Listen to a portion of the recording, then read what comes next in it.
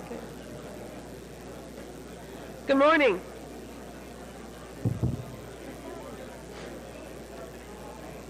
Okay, the message is shh. Good morning, and welcome to our second day. I know a lot of you have been up since early hours. We've had a large number of birds of a feather this morning that were very well attended, and I hope that the days are going productively as you had expected. We have an announcement for 2 more birds of a feather that will be done at 12:30 today. In Ballroom G next door, there'll be a birds of a feather on the object lens that Michelle Adar will run.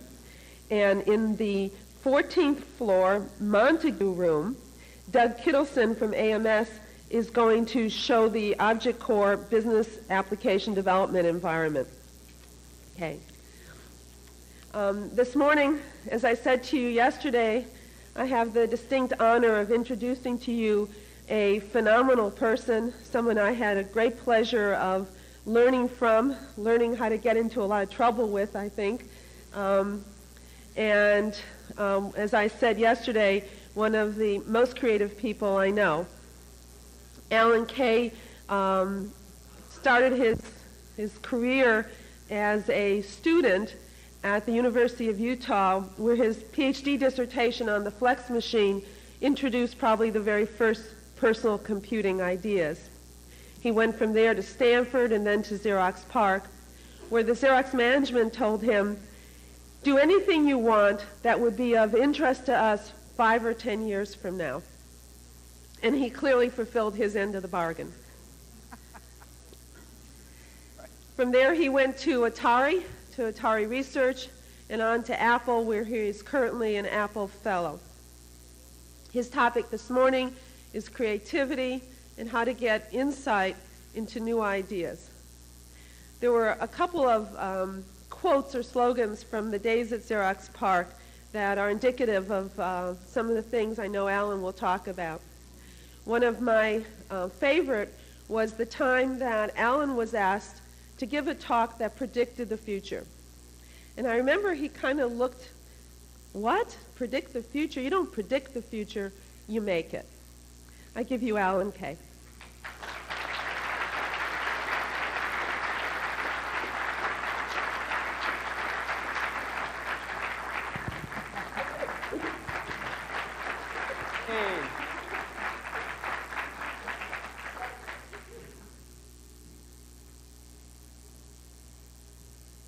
Actually, I have one little duty I have to perform.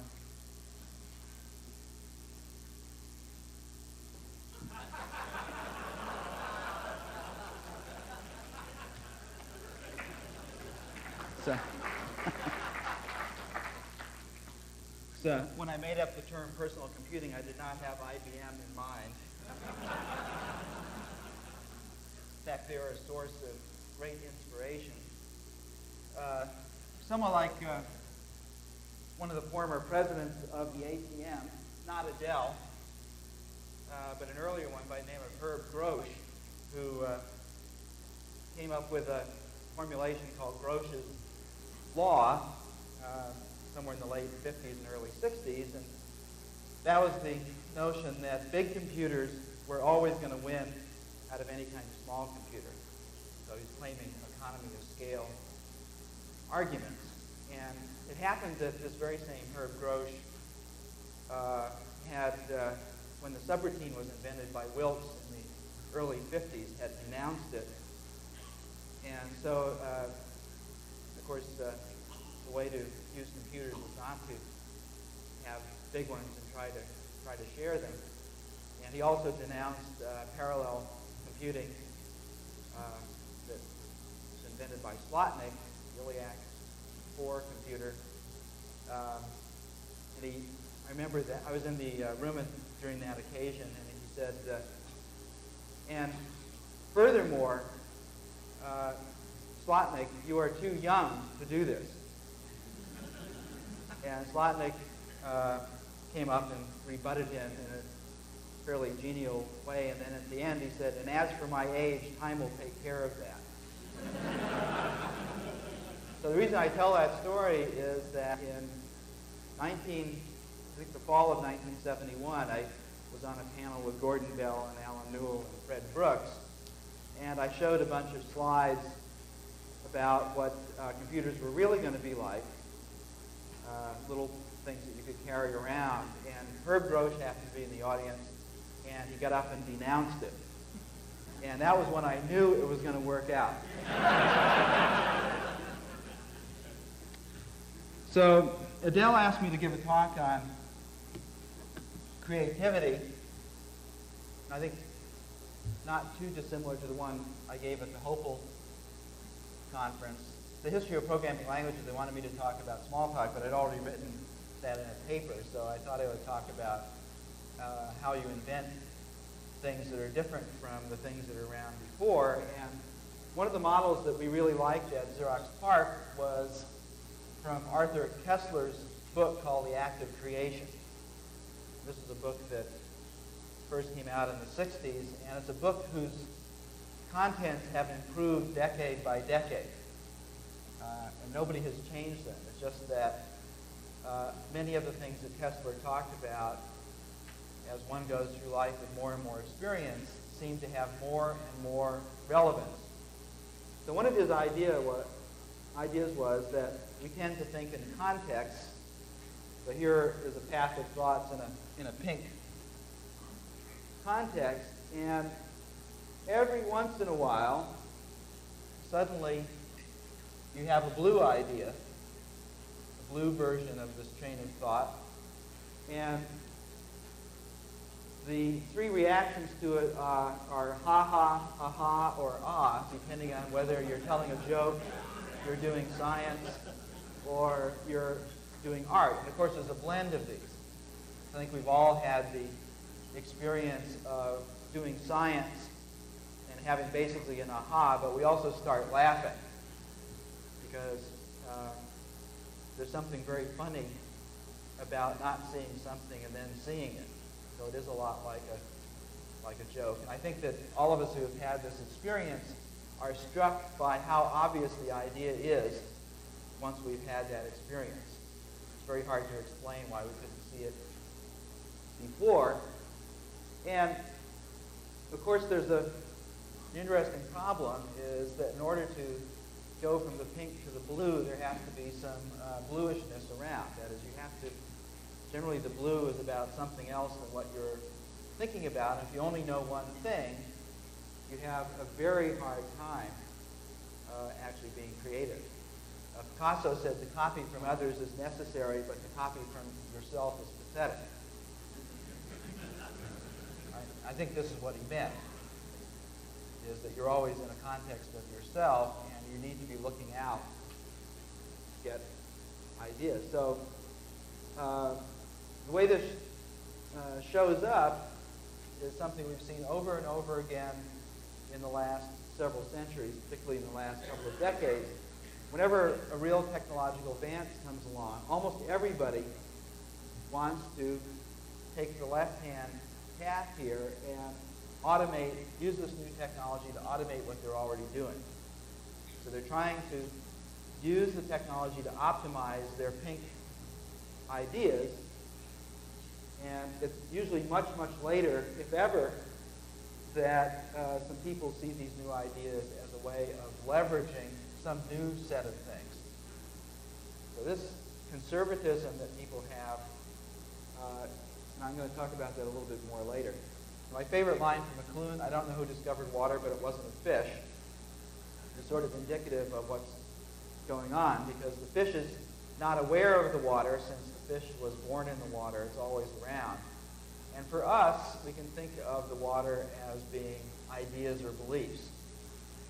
For instance, people are killing each other all over the world and have for hundreds of thousands of years because there is no reality out there that anybody can agree on. Everybody thinks they live in reality, but everybody really lives in a set of beliefs inside here. And so those other people who believe something else are actually impugning our reality. That's why our reaction is so violent. And here's where I like the old paper called What the Frogs eye tells the frog's brain. And the discovery that they made is that if you take the frog's natural food, which are flies, paralyze them but keep them alive, paralyze them with a little chloroform, put them in front of the frog will starve to death because its nervous system cannot recognize those flies as food. But if you throw a little piece of oblong cardboard near the frog, it will try and eat it every time because its nervous system says food is an oblong shape moving this way. And in science, I think we like to think of ideas as those flies. They're basically around us all of the time, but our nervous system is set up so that we can't see them. And you can pick metaphors for American business if you want. Opportunities. Xerox PARC had quite a few of these dead flies.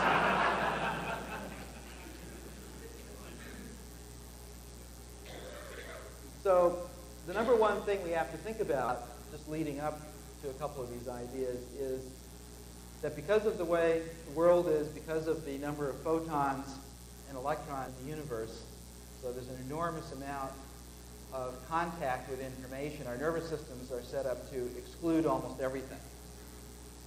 And this is true of humans, and we exclude it by choosing to believe in some things and not in other things. And so we're basically unconscious most of the time. In fact, we live in a hallucination called reality.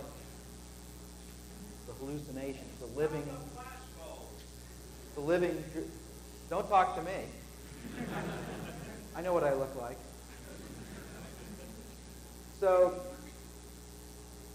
one of the things that happens to people is you grow up in one culture or another, and so you learn a set of beliefs, besides the ones that your genes set in, and that can be very advantageous. But the important thing to realize is that our nervous system is set up so that no matter what we do, it's always going to be a goldfish bowl. There's nothing stronger than mappings inside of here. So we're never dealing with the real stuff. We're always dealing with representations.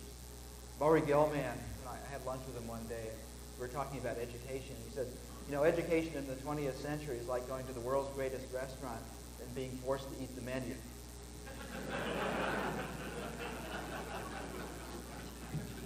And that wouldn't be so bad, except that people don't know they're eating the menu. Like at McDonald's, you're really eating flavor enhancers and buns, but they've managed to convince people that it's food. This is the job of marketing people, salespeople. You can't, this is an interesting, this is a commentary on 20th century life, but McDonald's advertises 100% beef. I discovered that in order to say that, they can't put flavor enhancers in the meat. So they put the flavor enhancers in the buns. This is true. So it's actually true that if you take a McDonald's hamburger and remove the meat from it and eat it, you will not notice any significant difference.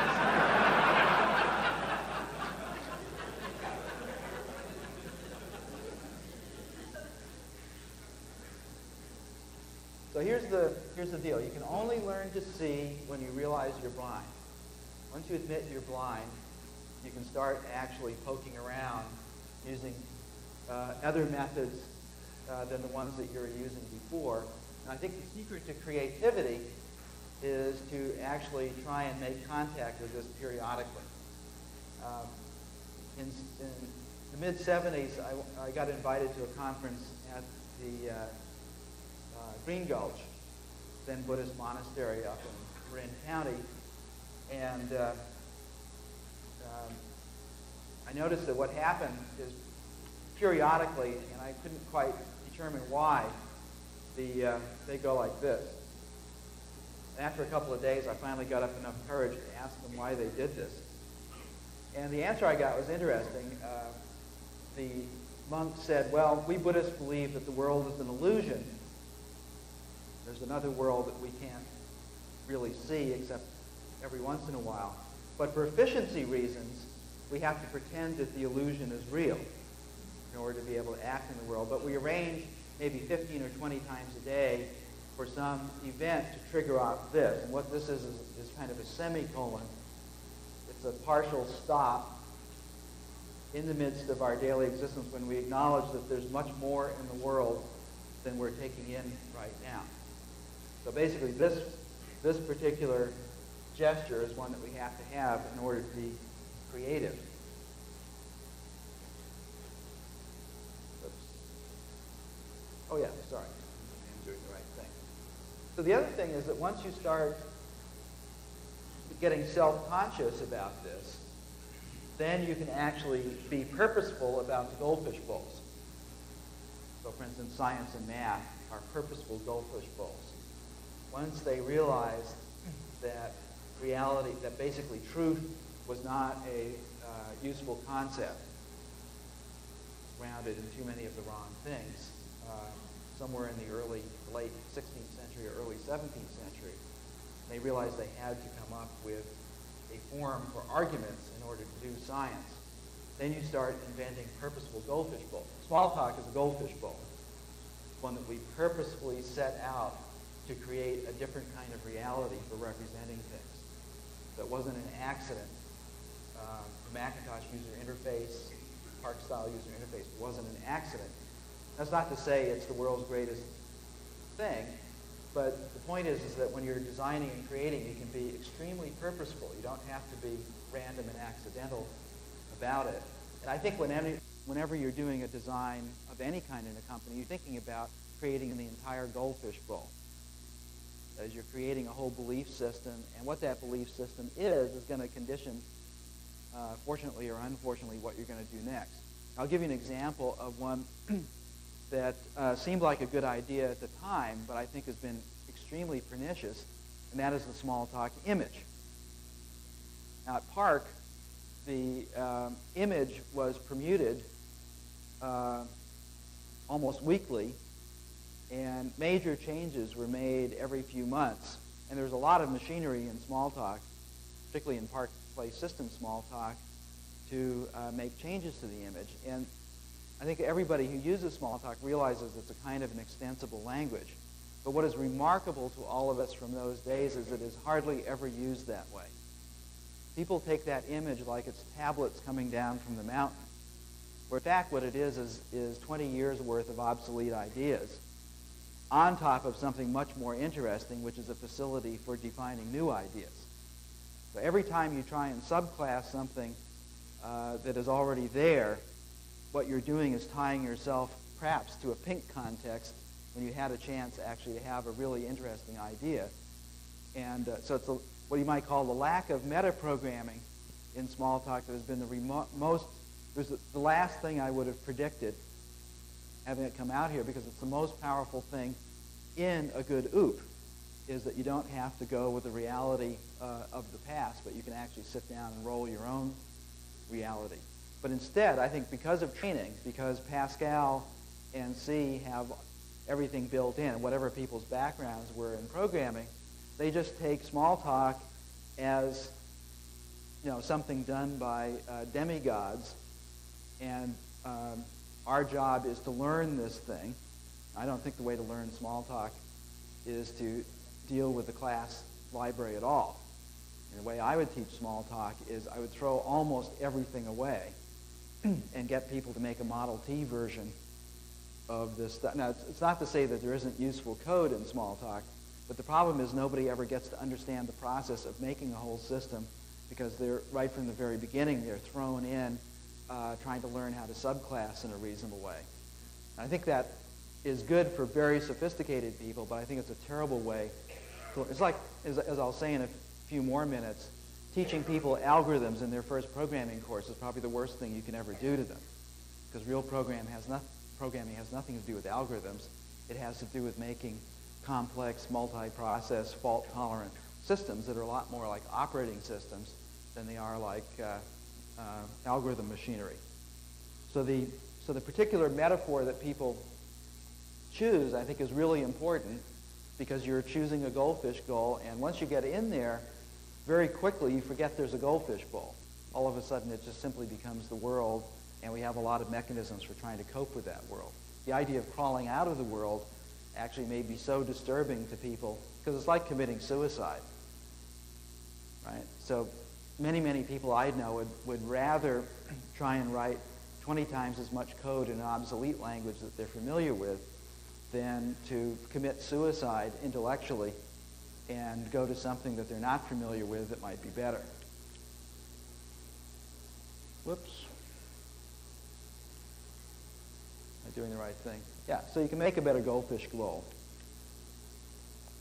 So I'm going to show 3 seminal ideas here, and each one of them, in its own way, changed the world, and has particularly changed your world.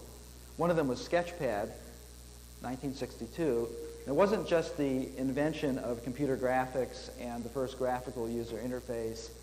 It was also the notion of that the computer is not just for imitating paper, but it's for actually making models of things. This is something I think you've come to appreciate. It also happened to have pretty darn close to the first object-oriented data structures in it. It actually had polymorphism. It actually had what he called masters, which were like classes. And it had something that OOPs today don't have. It had a theory of how whole systems should work together, because this was a constraint-driven system. And so what you specified in Sketchpad was not how to do things, but what the thing was supposed to be. And there was an extremely clever notion that Ivan had of what a constraint meant that was very different from what it means in classical mathematics, that gave you a system that worked a lot more like biology. And I'll come to that in a second. And my other second favorite one is Engelbart. This is Engelbart in front of a 2-page display in 1967, black on white. And so Engelbart was, unfortunately, first, the good news is that Engelbart has had some problems with cancer, but he's in great shape right now. He's about 70 years old, and he's still vital and interesting. The best talk I've heard by anybody in the last 5 years, I heard from Engelbart a few months ago, and he and I are in Japan. And he was one of the great inspirations to us, and it wasn't because he was pointed towards computers so much, is that his whole notion was that the way people get smarter is by dealing with stronger representations of things. And so from the very beginning, his interest was actually in collaborative work amongst adults via networks using something that only computers can do, which is hypertext. And so he had this entire conception of the computer not as technology, as machinery, but as media, as did Ivan. All right, so the difference between technology and media is technology is the machinery and media is the purpose you put things towards. Printing press is a technology. Comic books, romance novels, and essays are media, different media that you can print on them. So again, this notion of trying to understand what things are in these larger terms of purpose and messaging systems is incredibly important. So the 2 ideas we've heard of so far is the computer as a universal simulator and the notion that distance and time don't exist. You can make a world on the computer in which distance and time are not operative factors. And from those 2, this is the flex machine that Adele was talking about. This is a picture of it on its own display around 1968. So the main bug, Ivan actually did Sketchpad the right way. It was done on what we like to say is when there is only one personal computer, which is the TX2 at Lincoln Labs, a machine about twice the size of this room with one person sitting on it. 3 o'clock in the morning, Ivan would go in there and get about 3 hours each day to do that. Engelbart, because he needed collaboration, decided to use time sharing, and the problem with time sharing is you can't get cycles to the user for doing user interface. So I determined to make a machine that would be like a TX2, except would take advantage of current day silicon and would be able to combine both of these ideas. And then I visited Seymour Papert in 1968 and saw that he had a completely different notion. And this is my third great seminal idea from the early 60s, and that is, again, that the computer is a medium, and when it's media, you have to think of how children are going to use it, because the way you actually promote literacy is not by teaching adults something that they don't know, but by actually starting off with children and giving them a goldfish bowl to grow in. So that made a huge effect on me, and I could see right away that the flex machine was not going to work. So I started thinking about what a kiddie computer should look like, and this is a cardboard model I made at Utah, and we actually filled it with lead pellets to see how heavy you could make it before people didn't want to carry it around. And the answer was about 2 pounds or 2.5 pounds was max. That's what the batteries weigh in my PowerBook. So we're still a few years away from this, and started thinking about what this Dynabook kind of thing might be like. And when you have a little, now the problem, so this was kind of a little blue idea. Flex machine wasn't a blue idea. It was just taking stuff that had been around and trying to change things quantitatively. Like, it was going to be like time sharing, except it was going to be here, and it was going to be like what Ivan Sutherland did, except it was going to be small. So the main thing about having blue ideas is most of them are bad. In fact, most ideas are actually bad. Very important to understand. People are often so happy when they have an idea, they can't wait to go out and implement it. No. And in fact, what's worse is that most good ideas are bad. This is a more complex one. But I'll give you one of my thesis advisors, Bob Barton, the designer of the B5000 for Burroughs, truly innovative computer design from the 60s, used to pound us on the head and say, good ideas don't often scale. So one of the problems is even if you have a good idea, it may actually not be able to grow out into the area you want to use it. So it's very, very difficult to have an idea that is both good and scalable. So when I was thinking about this stuff, this progression of a time-sharing terminal, a desktop computer, and my little Dynabook model reminded me of the history of printing. And like over here, the machines were so expensive that only an institution could own them. They cost millions of dollars. But that was true for manuscript books. The Vatican Library only had 363 books around the year 1400. 1435, the richest man in France, who was the brother of the king and actually richer than the king, owned more land. Jean-Duc Le Berry was a bibliophile, and he had 153 books. One of them, by the way, if you like books, there is the best $25 you can spend for a book right now is a very good photo reproduction of one of Jean-Duc Le Berry's books. It's a book of hours, and it is the book in which Renaissance painting was first anticipated. Renaissance-style painting as opposed to medieval painting. Quite remarkable. Once I was in I don't know how many people here have ever been in a medieval library. They have some in Europe as museums. Anybody?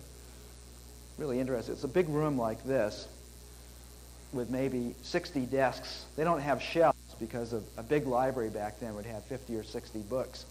So each book would have its own reading desk, and the books just like this would be chained to the desk. When I saw one of these, the first time I went to Italy, in Florence, they had one, and it looked exactly like a time-sharing bullpen. Right? All these incredibly expensive resources owned by some institution. Then Gutenberg Bible, this looks like one of these. And the reason it does is because nobody knew what a book should look like. So the idea is, let's use the printing press to automate what we already know how to do. So Gutenberg, by the way, his first fonts, if you did a font in Gutenberg's time, you had to make something like 235 different little characters, because they did all of the ligatures and all of the little abbreviations and all of the stylistic things, and you can actually see them in here if you look at it closely. And these books were big, the same size as the manuscript books, and they were much cheaper. Over here, the first edition of 20 Gutenberg Bibles in Nuremberg, the Nuremberg Fair, where people marveled at how alike they were. As one of the problems with copying is that you didn't get alike things. One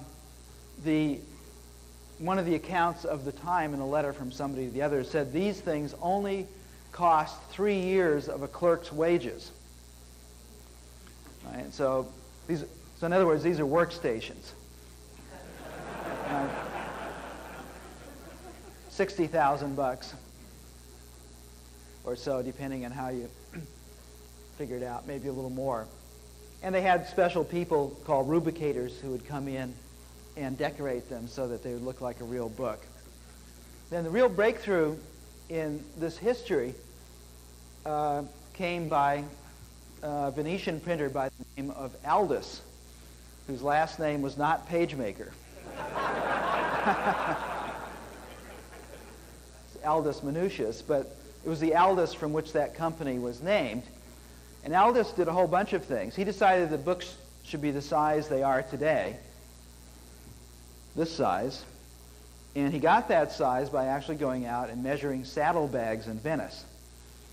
Because his first offering from his press was called the Portable Library.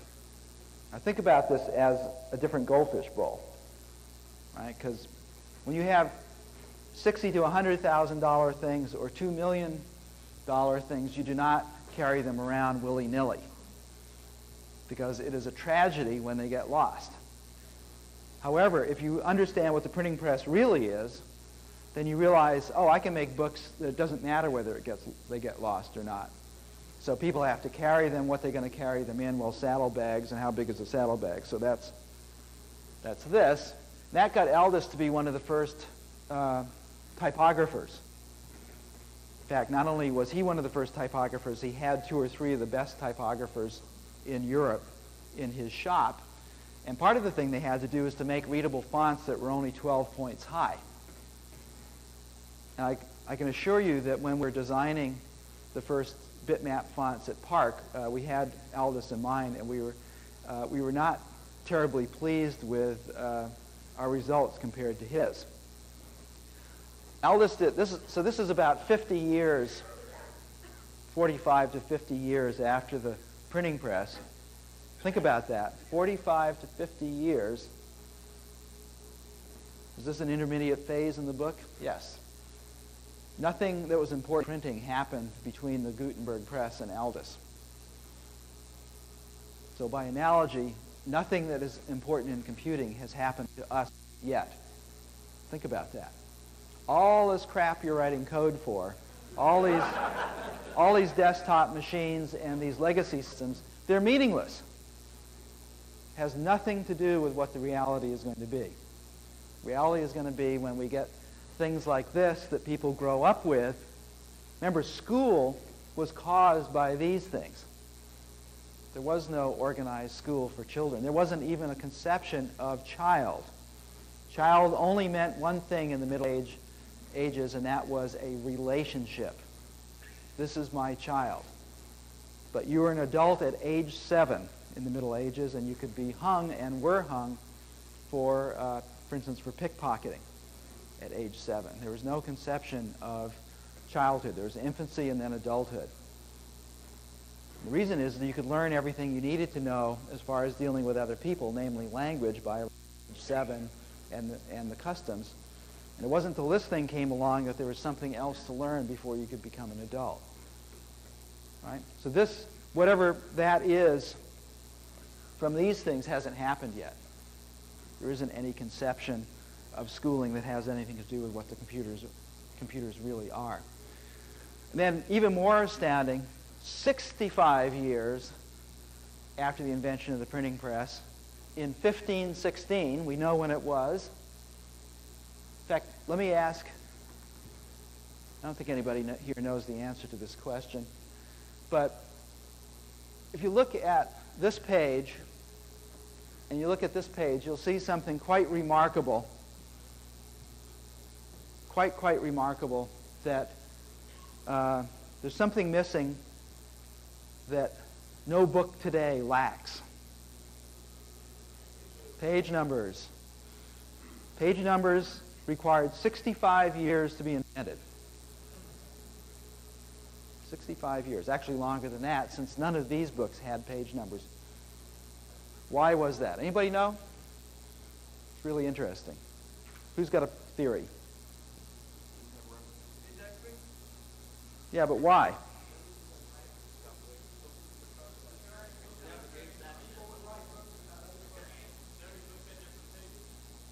Yeah, but there... Okay. So, two reasons, right? One is to be able to refer to things in other books. That turned out not to be the big reason. The big reason is that nobody read the Bible sequentially, because the Bible is part of an oral culture, and so are manuscripts. And oral cultures do not use sequential connected thought. The wisest man in the Bible was King Solomon. Anybody know why? The Bible says he was the wisest, and it says why. Because he knew 3,000 proverbs. He knew more proverbs than anybody else. And proverbs work the following way. You go off on a trip, you come back, your significant other is glad to see you, and the reason for that is that absence made the heart grow fonder. Or you go off on a trip and come back, and your significant other is not glad to see you. And the answer to that is out of sight, out of mind. The important thing to realize about Proverbs is that they have no coherence amongst themselves. They're basically just things up on bulletin boards, and you pick the one that serves the occasion that makes you feel the best. This is why science didn't get invented for a long time. This is why people were horrified when Tom Paine in the 18th century actually wrote a treatise about the Bible where he started at the beginning and went through to the end, showing all the contradictions. It had never occurred to anybody to read the thing all the way through, and the fact that it was non-coherent really disturbed people. But they'd never even thought about it. Because this thing is this, and then this, and then this, and then so on. So this stuff is more like television. You know, this is like stained glass windows. Television is like electronic stained glass windows. And this starts getting into connected story and argument, particularly argument.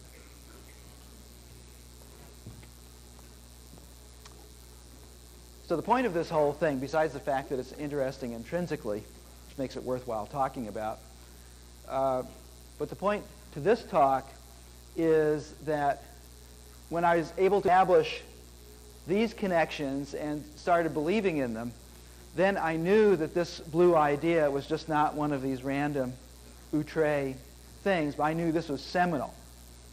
This was like a 500-year opportunity. Because how often do you get to actually invent a major piece of the communication systems of mankind? And I wasn't the only person who thought that way in the 60s, but there weren't a lot. Engelbart felt that way. Engelbart was hooked into this stuff as well, and almost nobody else was, because they couldn't imagine what a computer might be aside from what it was. And so from this, I came up with an abstraction, which is 3 completely separate belief systems. I could have drawn these as goldfish bowls. There's a goldfish bowl about institutional computing. It has enormous numbers of things that large numbers of people believe are true, like Herb Grosch's notion of economy of scale. Personal computing, which you're all too familiar with what the belief systems are here, and then a completely different kind of computing. And I'm not going to go, I have a different talk where I go through what all the implications of those are. The implications, particularly of this, and some of the implications of this, were what led us at Xerox PARC to do things the way we did. But I'm not going to talk about this. The reason we knew this was all going to turn out is because there was some physics involved. Not Gene Dixon in the National Enquirer, which is the way most people do it. Again, this is the proverb way. The way soothsayers do their thing is they make hundreds and hundreds of predictions. Then the ones that actually work out are the ones that they exhibit years later. See, I predicted the future here. I predicted the future there. And the hundreds that didn't work out are forgotten completely. So in 1965, Gordon Moore published the top part of this graph, where he said, gee, you know, integrated circuits are improving a factor of 2 every year. I wonder if it's possible that that could continue. So his first paper said that it could, and then a later paper he wrote around 68 or so said, that's too optimistic. How about a factor of 2 every 2 years? That's this red line here. And for you history buffs, what actually happened is the purple line. Okay, 30-year prediction, bracketed in exponential progression. Think about what that actually means. Think about the companies that didn't understand. Think of how many physicists IBM had, and they couldn't understand what that actually meant. DEC. Apple. They don't understand what this means. And the truth is that Gordon Moore only went out to around 1995 in his predictions, but we know now that there's another 10 years beyond 1995 because, of course, a few things have been learned since then. So if you chose to believe in this, and of course Gordon Moore, Adele had this great thing, the best way to predict the future is to invent it, that I once said to a Xerox executive. Well, Gordon Moore was one of the founders of Intel. He didn't wait for somebody else to go out and prove him right. He said, screw it. You know, and part of the reason he had to do it is because the silicon he predicted with was not the silicon in favor in the 60s. Everybody was using bipolar in the 60s because it was faster. But bipolar was complex to construct, and it was very hard to predict what you might do with it. So Gordon Moore looked at MOS silicon that was so abysmally slow in the 60s that nobody believed it. But he said, let's make that one work because I can show through physical principles alone that if we make it small enough, it will actually start performing as well as bipolar. So they went at a completely different set of assumptions using these ideas, and it all worked out the way he thought it. And it had to, because that's the difference between science and Gene Dixon. So the whole idea is to have a model that's really good, to have that model really criticized and supported, and to then be able to do something bold because you have such a better argument as the way things are going to turn out. Okay, so here's another insight I alluded to earlier. Programming is usually, even today, taught as making clockwork. Certainly was in the 60s. And so the idea is you make algorithms, you process data structures. Around 65, people started building operating systems that work completely differently. The operating systems had to be fault tolerant. An error couldn't bring them down. They had to have feedback loops in them. They had to act much more biological. And so in 65 or so was the turning point in a very important metaphor for thinking about programming. But none of the programmers noticed. If you go to any university today and look at what their first course in programming is, it's algorithms. still algorithms. It's not that you don't use algorithms, but they are way off as the metaphor for actually constructing computations. So my background as an undergraduate was molecular biology and mathematics. And I'd read this great book by Jim Watson, which came out in the early 60s, 64 or so. And one of the things that he did was to take a bacterium, E. coli, that we have lots of in our gut, and assay it. Assaying means what is in it. So the answer is it's about 70% water, but it has about 120 million organic components that deal with each other informationally. Okay, this is one bacterium, 120 million components. You can think of each one as a Smalltalk object, right? When's the last time you built a system with 120 million objects? Well, some relational databases have that many rows, so they're getting up there. So like one big relational database might be about what one bacterium can do. It's about 100 gigabytes, and it's equivalent to, say, 50,000 2-megabyte desktops as of a couple of years ago. And you might think, well, okay, but computers are really fast. Now here's an interesting thing to realize. If an atom is the size of a tennis ball, and a 5,000 atom protein is going to be about the size of a Volkswagen. Ever wonder how chemistry works? Who knows who can tell me why chemistry works? How do all those molecules, you ever wondered about that in high school? It's one of these things that they never tell them, mostly because the chemistry professors don't really understand it either. But how do those molecules find each other? It's at random. What? Electronics. No, it's not electronics. They bounce together. Yeah, but why? They move so fast. Yeah. Why? Yeah, exactly. So the question is, how violent is the thermal agitation down there? Okay, here's one answer, is a medium-sized protein moves its own length in 2 nanoseconds. Right? Volkswagen bus moving from here to here in 2 nanoseconds. If you work that out, on our scale, it's faster than the speed of light. So what's going on down there is a violence beyond our imaginations. And in fact, large-scale catalysis of enzymes fitting to proteins, where you're doing something like matches of many thousands of bits, if they were information structures, are done in a microsecond or so. So what we've got down here is something incredibly complex. And what's more interesting is that these guys are 1/500th the size of the cells in our body, and we have 10 trillion to 100 trillion of these cells in our body. But only 50 cell divisions are required to make a baby. Think about that. This isn't anything like the computing that you're doing.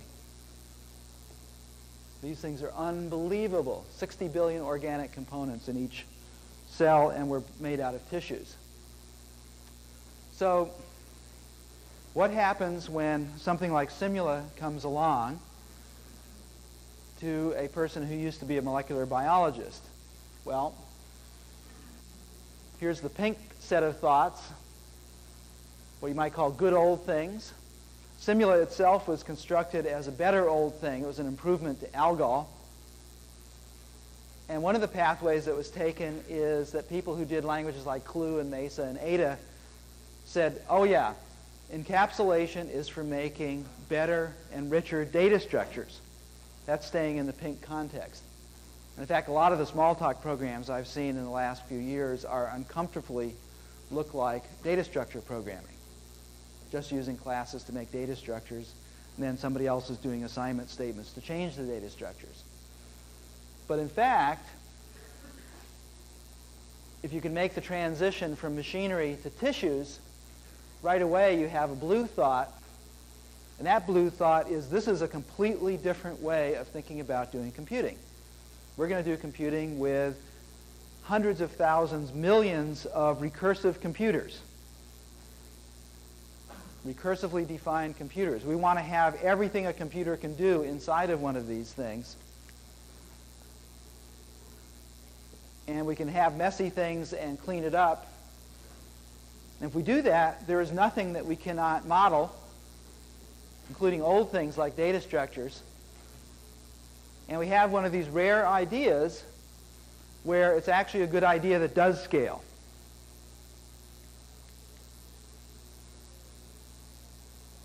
And you get this interesting connection to operating systems, which when I was thinking about this stuff in the late 60s, the systems I admired most were a couple of operating systems that Butler Lamson had designed. And they were almost object-oriented, and the problem was that the objects got down to a certain size, and then there was too much overhead, and they would go to traditional things, like C++ does, which is not really an object-oriented language. Then you have this thing that biology can't do, is that you can pull out the DNA and make one change to the DNA and all of the cells will feel it. That's good because we can't wait billions of years for evolution to make the kinds of accounting systems that you're trying to build. You don't want to waste that much time on an accounting system, so fool around with the DNA instead. We construct them now, but pretty soon we can grow them. Think of the problem of making a 747 6 inches longer. Ain't easy. The manuals for the 747 are bigger than the 747. It's a very complicated thing, but a baby gets 6 inches longer more than 10 times in its life, and you never have to take it down for maintenance. Right? So one of the things right away is, gee, above some level of complexity, we can't afford to have system builds. You know, that's a disaster. And just like operating systems, which I think the first one that you could actually really work on in a serious way while it was running was one that Butler Lamson did for the SDS 940. That was a revelation, the idea that you could go to a slightly less tight binding of things and be able to use the operating system as part of its own development. Then this notion of polymorphism, which, by the way, is not the right term. We never used the term polymorphism. That was placed on it by some computer people who knew about functional programming languages. And it actually makes more sense as a term. But you can think of the generic abilities and traits of things wants to be a fairly complete matrix, compact matrix with the types that are in the language. There's this notion that you can take anything that's ugly and wrap it. And as far as the program is concerned, it's clean. And here's one that people haven't appreciated yet, and that is partly exemplified by what PostScript does today, is that when you go out to a network and you need to have standards, you absolutely do not want to have a book full of standards. In fact, some of the object-oriented protocols that I've seen are pretty worrisome because they start getting big and somebody's trying to anticipate the future in a way that can't be anticipated. But instead, what you really want to do is send components that know what to do themselves. So when you send a PostScript file to to a PostScript printer, it simply executes it. It doesn't ask any questions about it. It executes it and lets that particular program do what it can do, and then it prints it out. And that is something that can be extended to everything. This is a huge confusion because there are enormous standards committees whose job it is to build these big lists of things. And you could also say that even in languages like Smalltalk, that when the manuals start getting really thick on a language that's supposed to be self-explanatory, you have to start worrying, right? Because this is a different way of doing things. And then when I went to Parc, actually right before I went to Parc, I had a huge insight that the way to do this was to take what Lisp could do in a half page of code, which is to define itself, and define the object-oriented language by making a meta definition for it in terms of itself. And I think the most successful thing that we did in Smalltalk was to make a meta language. And I think the main improvements that should be made to Smalltalk are in terms of the meta language. Now, I'm not talking about meta classes. I hate meta classes. They almost do nothing for you, and they add a lot of extra baggage on. That's not what I mean. But what I mean is to have a very strong model of what the system is itself in terms of itself, so that changes and subclassings to those models will actually do significant things.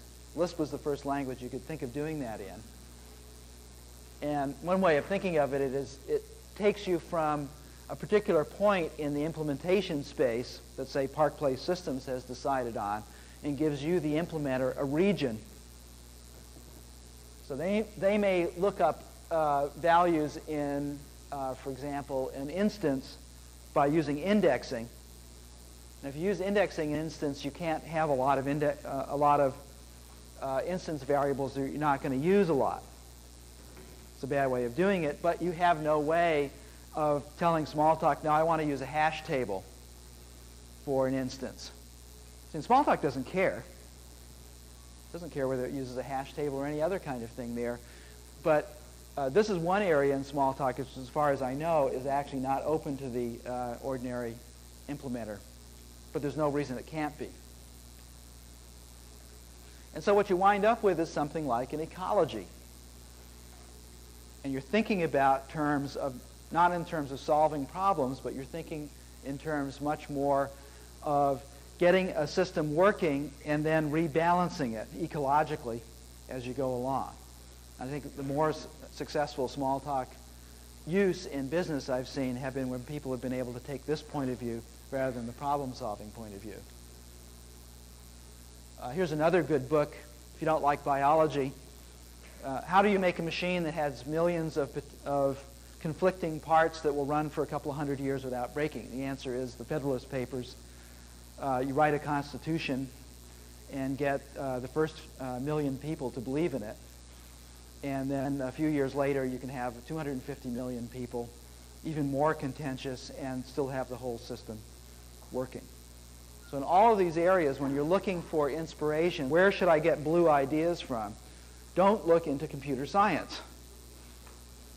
That is not the place to do it. Computer science is almost all about optimization. And optimization has nothing to do with blue ideas. Let's show my first video here.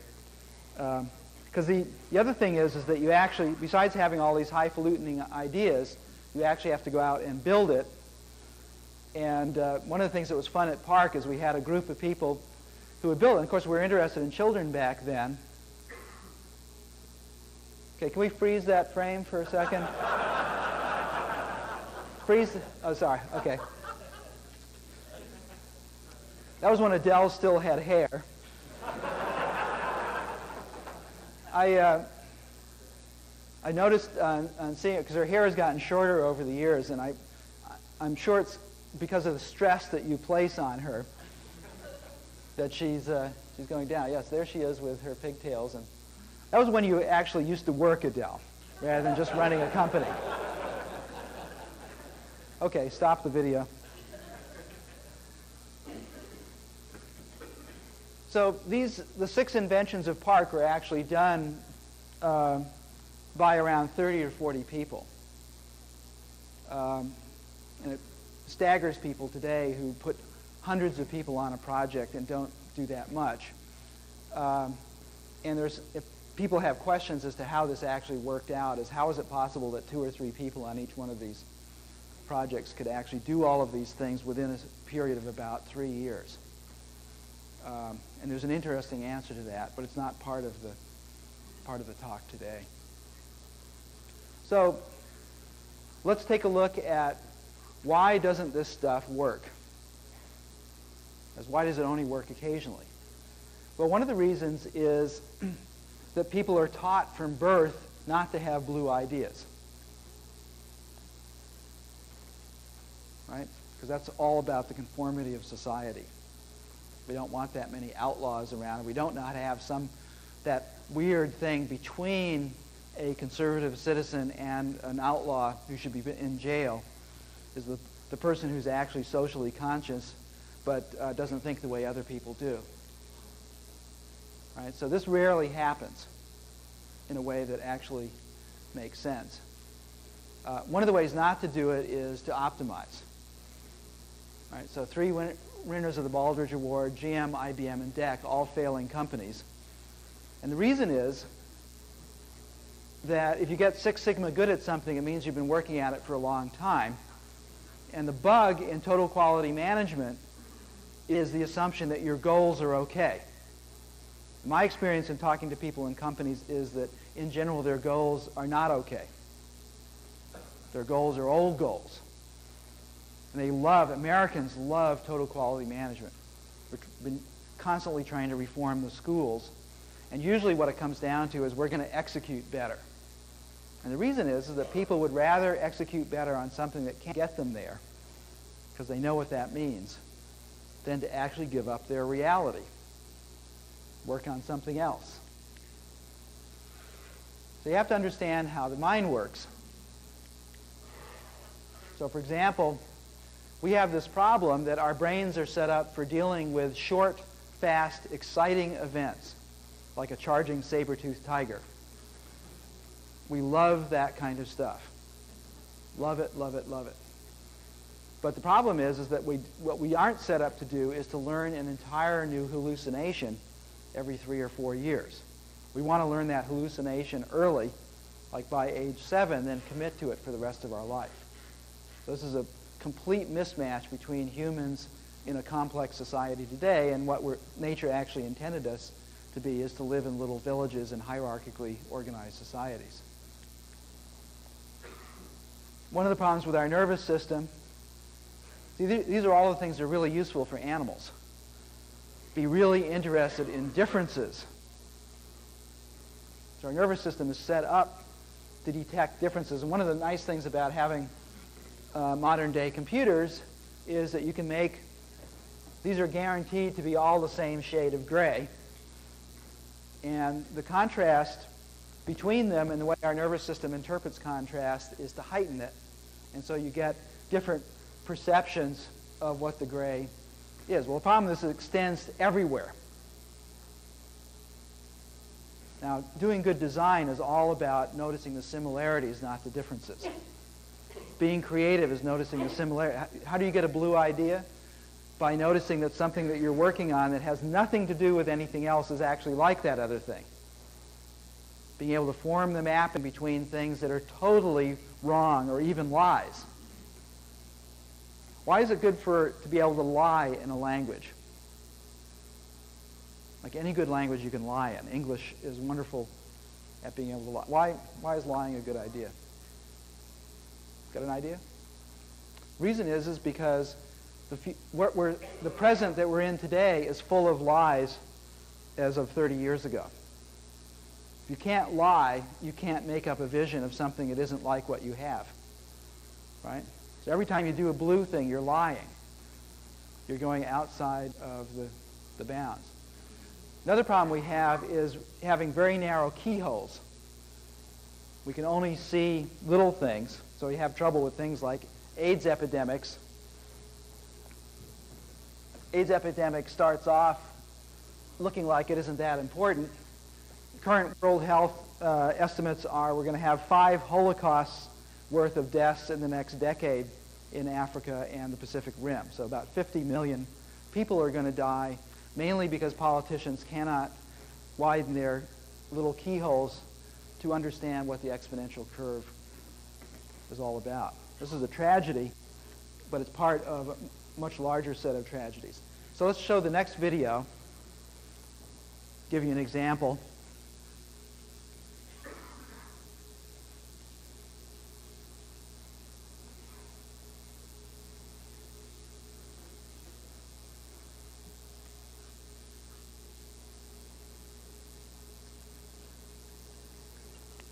See, it's a 1/2 inch.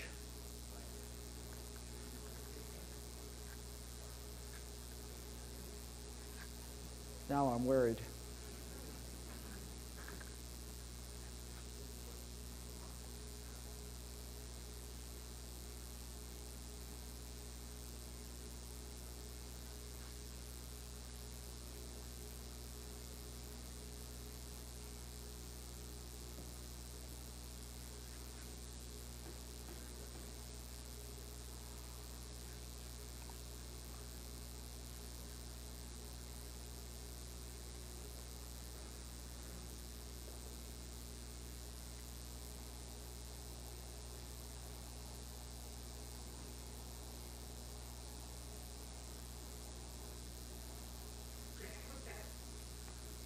Try one more minute here.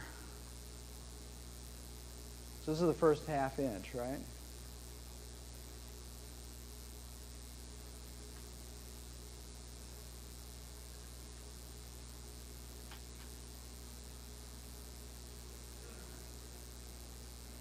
Okay, let's pass over that one. I can do it actually in a different way.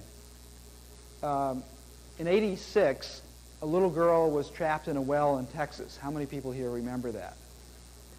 Okay. She was in that well for 58 hours. And this is something I can even use in Europe, because people in Europe watched television for hours. It was bigger than O.J. Simpson. Is this little girl going to get out of the well? Everything they tried. 58 hours, they finally got her out. During that 58 hours, 105,000 children died in the world from preventable causes. Right? Now, there's 10 million children a year, a Holocaust worth of children each year dying of things like malnutrition, dehydration, and so forth. So our brains can't deal with that.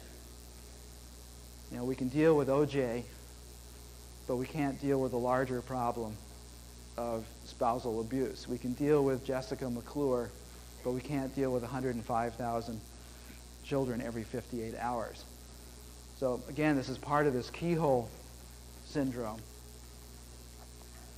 Here's another problem that people have. If you think the world is as it seems, when you step up to complexity and you start trying to do something with it, you deal with complexity in its terms. This is the epitome of what's wrong with the software industry today. You have a complex problem, let's do a complex solution. We'll just throw a few more thousand programmers on it and write a few more million lines of code. So there's this tendency to model what the problem seems to be. And generally speaking, what science is about is to say, we don't like complexity. We will do anything to rotate all of our belief systems, if necessary, until we find some way of looking at this thing that looked complicated so we can find what its regularities are. And this is, again, another thing of trying to go for the similar. Here the differences are interesting. Here the similarities are different, are interesting. Let's try the second video. Perceptions that they had on entering grade school. To test how a lifetime of education affects our Okay, could you stop that for just 1 second? these recent graduates of Okay, so the second video, a couple of years ago, they went to a Harvard commencement, and they asked 30 people, including some professors, 30 graduates plus a couple of professors, why are there seasons? Why is there a summer and a winter? And here's what they said. Okay, go ahead. Consider, for example, that the causes of the seasons is a topic taught in every standard curriculum. Okay, I think the seasons happen because as the Earth travels around the sun, it gets nearer to the sun, which produces warmer weather, and gets farther away, which produces colder weather, and then the seasons. How hot it is or how cold it is at a given time of the year has to do with the closeness of the Earth to the sun during a seasonal period. The Earth goes around the sun. And it gets hotter when we get close to the sun, and it gets colder when we get further away from the sun. These graduates, like many of us, think of the Earth's orbit as a highly exaggerated ellipse. Even though the Earth's orbit is very nearly circular, with distance producing virtually no effect on the seasons, we carry with us the strong, incorrect belief that changing distance is responsible for the seasons.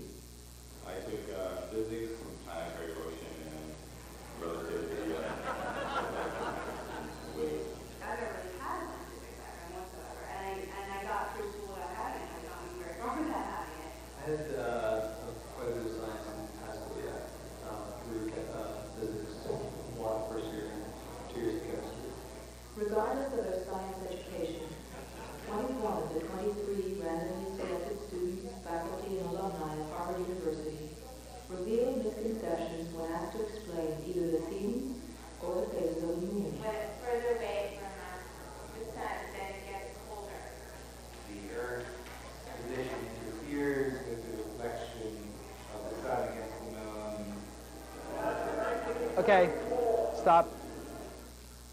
Okay, now, this film was made by the NSF because they thought kids weren't learning science. Now, it happens you can't really learn science by the end of high school or even by the end of college. There's too much of it. So I actually don't care that they don't know the answer to this. But what I care about is that they do know something, every single one of them. So I've gone out and talked to people like them and got a 100% response to the following question, which is, when it's summer in North America, what season is it in South America? What's the answer? Winter. Everybody knows that. So do they.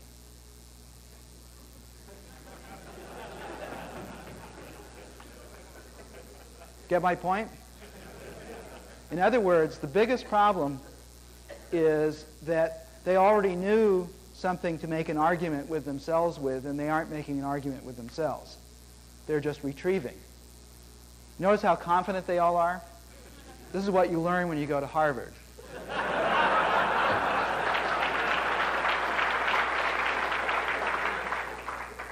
In fact, they remind me of the average object-oriented methodologist. They're all incredibly confident about you should do it this way and do it that way. But in fact, as far as I'm concerned, none of the ways they want you to do it is even close to what you should be doing. So that's something to think about, is most people know what they need to know, but they don't actually play with the knowledge in their head. They've been taught to be retrievers. They will retrieve. And you see what did I say earlier that this reminds you of? What are they doing? No, they're not lying. That's the problem. Yeah, Proverbs. Proverbs. So it happens that there's a 20-year study in New Zealand that looked at thousands of children all the way through grade school and up through several years of science in college. And the way the kids thought about the world at age 7 is the way they thought about the world regardless of how much science they had after that.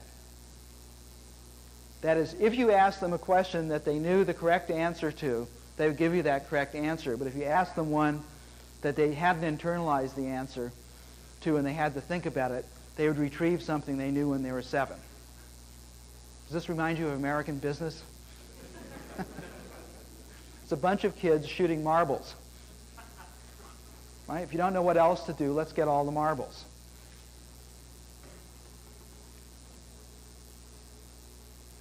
So the way we get smarter is by internalizing stronger representations. Here's a nice game you can play with kids, and they love it when you show them how so they can do it to their friends.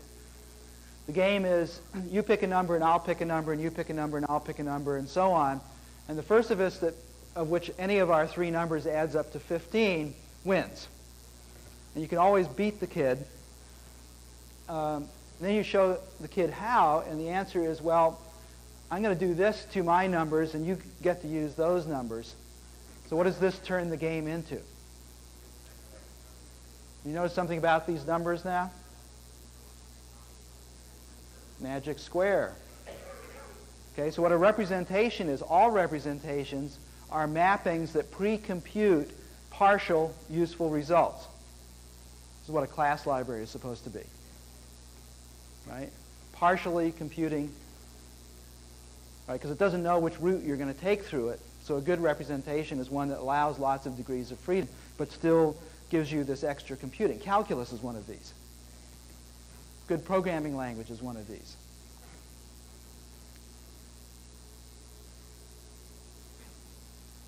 So what is general education about? It can't possibly be about learning facts. There are 23 million books in the Library of Congress.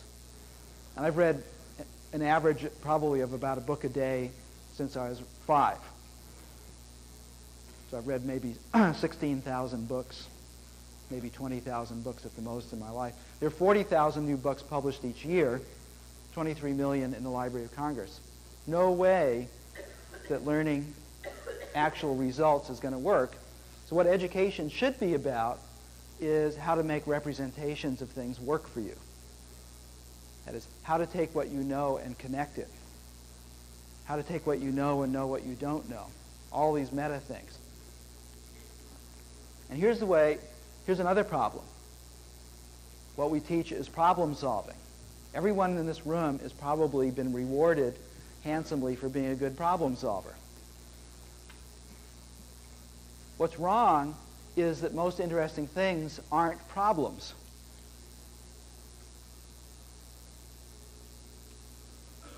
Most things that are ecologies, which is what you're dealing in now, whether you like it or not, can't be fixed. You don't fix an ecology. What you do is you try and nudge it towards a better equilibrium. So here's 3 ways of thinking about things. There's the executive way, which is the random walk from A to B. And every decade, they manage to find B, and they think they're doing the right thing.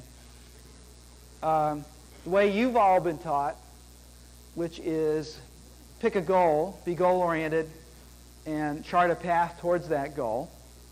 And then the best way to do it, which is to find the superhighway. To find the superhighway, you have to go away from the goal. Right? This is another way of talking about blue ideas are superhighways. They may be right near where you are, but you may have to go away from the apparent goal in order to get that superhighway. This is so hard for Americans because Americans do not like to understand. This is called understanding. Right? Problem-solving understanding. Americans don't like to understand things. We want results. We want to fix things. Things are wrong. We want to fix them. No, you've got to understand them. How do I know that you don't understand small talk? The reason is that hardly anybody has thrown away the image and started over again. If you understood small talk, that would be the first thing you would think about doing. Think about what your reality is going to be. What kind of representations are going to get you where you want to go? We did that all the time at Parc, and it's hardly been done since then. How do you do this in a company? Well, this is hard. This is Mike Csikszentmihalyi's way of thinking about creativity, what he calls flow. He says you have challenge in any task and you have skill to meet that task. And when the challenge balances the skill, you feel good. And in fact, the higher the challenge is and the more skill you have, the better you feel. So you can spend hours. We've all had that sensation. It could be mountain climbing. It could be playing a sport. It could be programming. When you're in the zone, you know, the thing is hugely involving, difficult, but you've got the stuff to deal with it, and so you stay in this reverie for hours. It's really wonderful. The problem is that if the challenge is higher than skill, you start feeling anxious. If the challenge is lower than the skill, you start feeling bored. So it's very, very hard for people to get in any ordinary setup to be in this nice flow area. In the 60s, they decided, instead of using these two axes, they decided to substitute drugs. And the big problem there was you got the red area, but it was down here. Right? There was no challenge and no skill. But you were just flowing.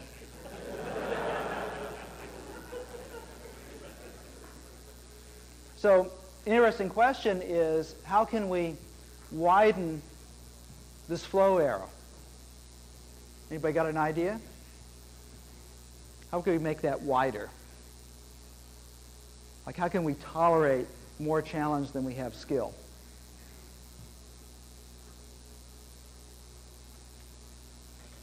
Well, one of the things we can do is make the environment safer. We can have undo. Right? We can have a system that won't crash on it. It'll just put up a notify window. I knew Smalltalk. I think one of the biggest revelations I ever had about Smalltalk was in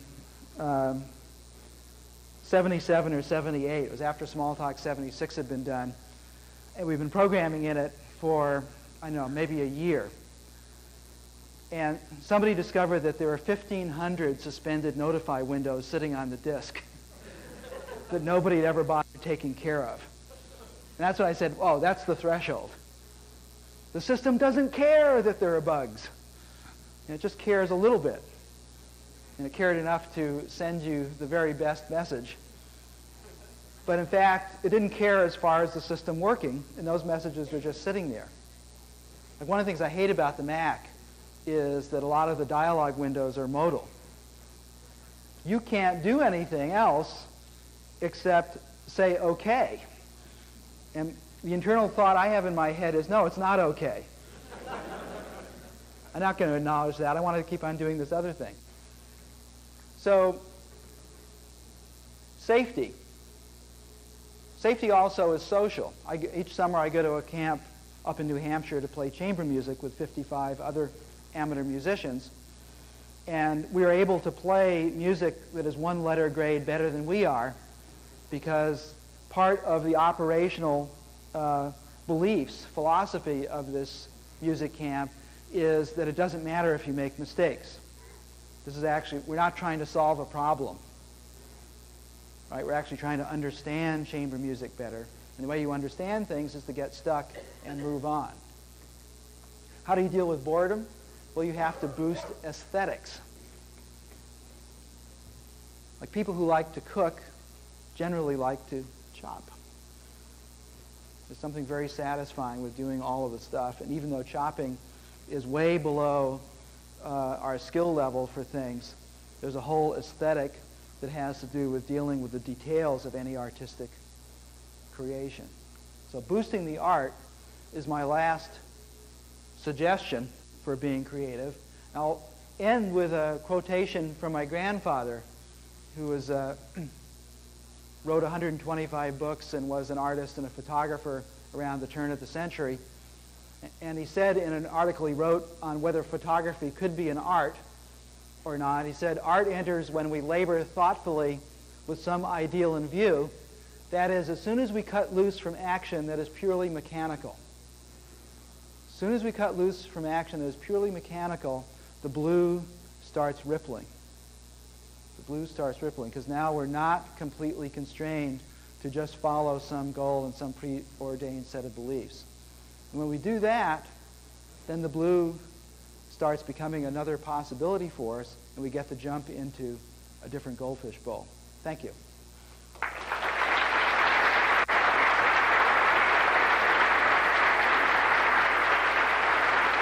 Thank you.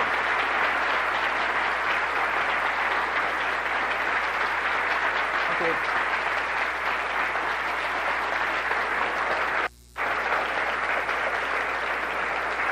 Now,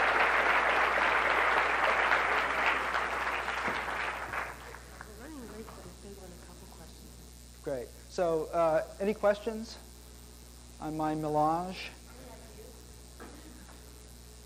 Ideas? Dying to get to the break? Does it sound outrageous or does it sound reasonable?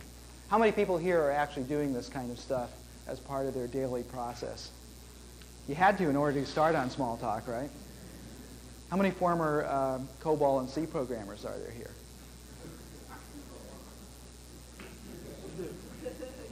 No questions required.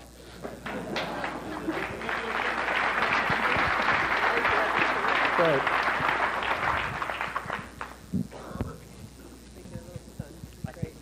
All right.